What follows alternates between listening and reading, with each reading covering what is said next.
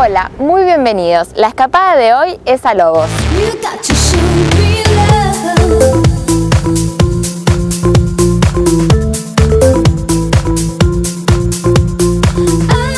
Estamos a 100 kilómetros de la capital federal y se nos hizo muy fácil llegar hasta aquí, ya que la mayor parte del camino se hace por autopista.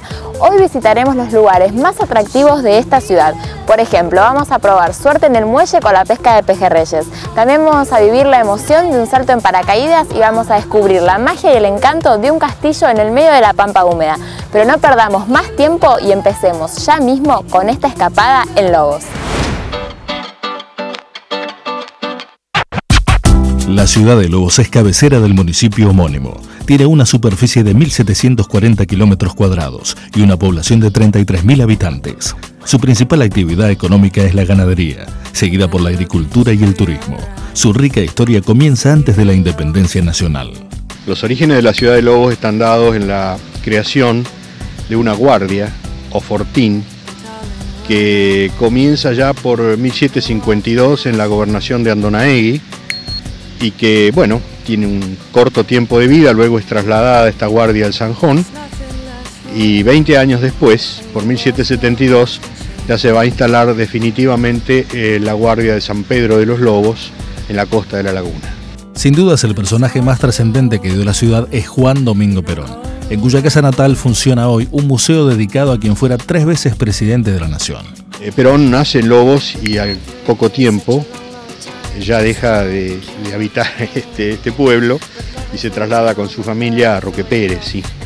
Luego se va al sur y después, bueno, retorna a la casa de su abuelo paterno, el doctor Tomás Perón, y comienza su trayectoria en la escuela militar y después política. Retorna a Lobos siendo presidente de la República. Es cierto que aquí hay muchísima parte de su familia, hay primos segundo, y ahí está la relación, la unión entre Perón y este pueblo, ¿no? El lugar de nacimiento de Perón es objeto de un áspero debate entre Lobos y Roque Pérez, ya que ambas ciudades se atribuyen a haber sido cuna del expresidente. Según los historiadores de Lobos, no hay lugar a dudas. En Roque Pérez nace un Perón que muere infante, que es Alberto Perón. El hermano mayor, Mario Avelino, nace en Lobos, Juan nace en Lobos, y al poco tiempo de radicarse la familia Perón en Roque Pérez, nace Alberto Perón y muere siendo niño. Entonces, en la memoria colectiva de Roque Pérez ha quedado el nacimiento de un Perón. Se van al poco tiempo de Roque Pérez, ¿no? Con el correr de los años, un Perón adquiere las características como figura histórica, y entonces esa memoria colectiva quizá confunda, honestamente, a los personajes, ¿no? Es más, en los libros de la parroquia de Lobos están asentados los nacimientos de los 3 Perón. El de Juan Domingo dice nacido en Lobos, o lo da como nacido en Lobos, pero expresamente en el de Alberto dice nacido en el partido del Saladillo y es bautizado en Lobos. ¿Por qué? Si la circunstancia hubiera sido del nacimiento en Roque Pérez, no iba a decir lo mismo para Juan Domingo. ¿Cuál era el motivo? ¿O ya se sabía de la disputa que iba a ocurrir 100 años después?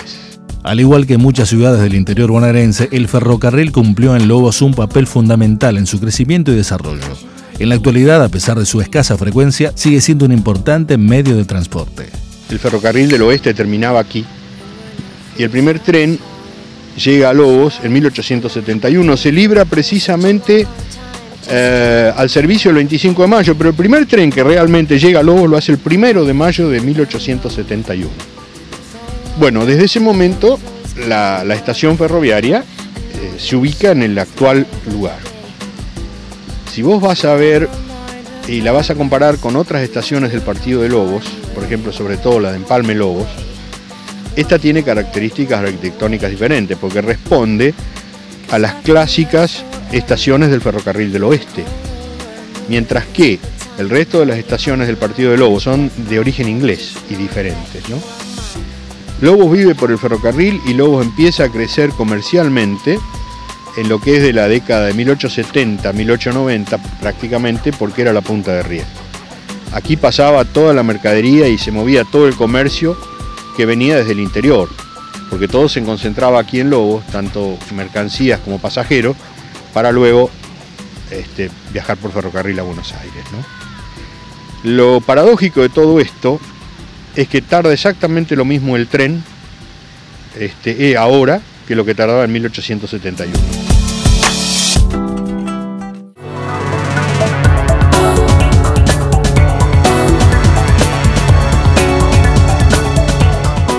Estamos por entrar a un lugar increíble, la estancia La Candelaria. Esta estancia posee un castillo normando del siglo XIX y además cuenta con alrededor de 100 hectáreas de parque y 21 habitaciones para huéspedes.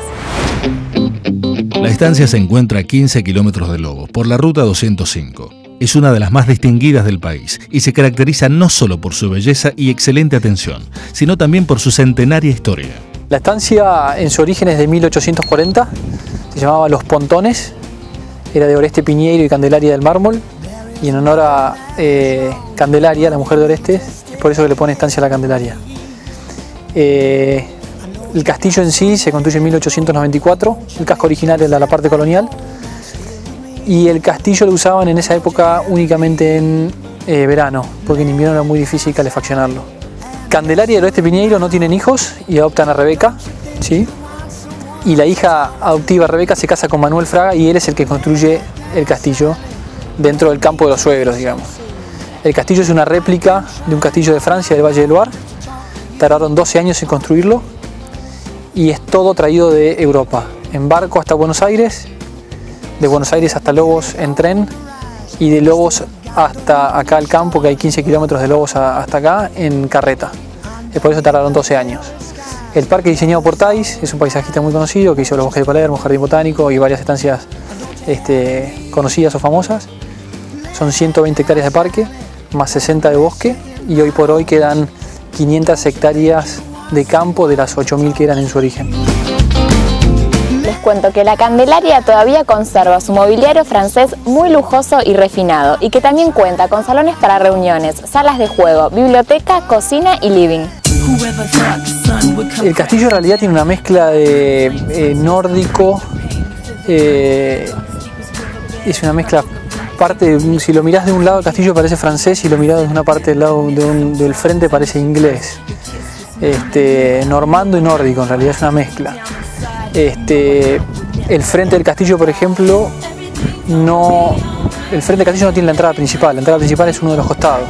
O sea, por eso no se entendió o no se entiende hoy por hoy bien por qué lo hicieron así, porque el frente del parque da no la entrada principal da un costado del castillo, entonces es medio raro. Y todo el mobiliario en sí es todo en distintas partes de Europa. Por ejemplo, hay una lámpara de cristal Murano apenas entra al castillo, que es de Venecia, muebles italianos.